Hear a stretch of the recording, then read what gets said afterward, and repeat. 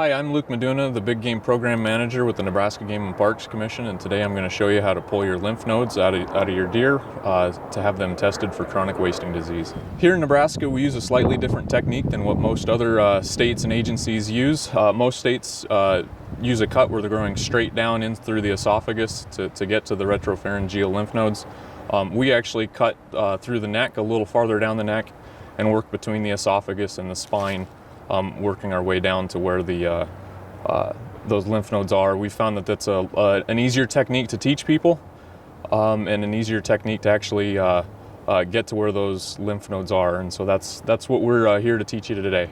Okay, with our technique, what we do is we'll insert the blade of the knife behind the esophagus, about 3 or 4 inches down the neck.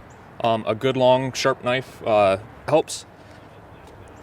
Bring that all the way up through the hide, and then what makes our technique easier is it allows you to stick your index finger inside the esophagus, and then that gives you some leverage to pull on to get back to the spine where you need to be. I should also mention, if you're looking to get a buck tested, if you're going to mount that buck, don't do this to your cape. So wait until you've got it caped out to make these cuts. The roadmap is still the same. As you work your way down between the esophagus and the spine,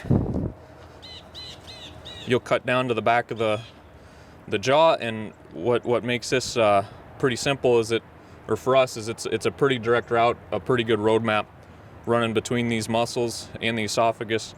You'll get down to this flaky tissue, which is salivary tissue, and those lymph nodes are going to be right down behind that. Right here is where the one lymph node is, and then the other one is right here.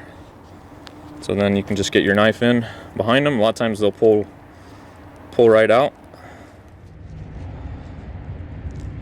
Cut them out, and then that's what they look like.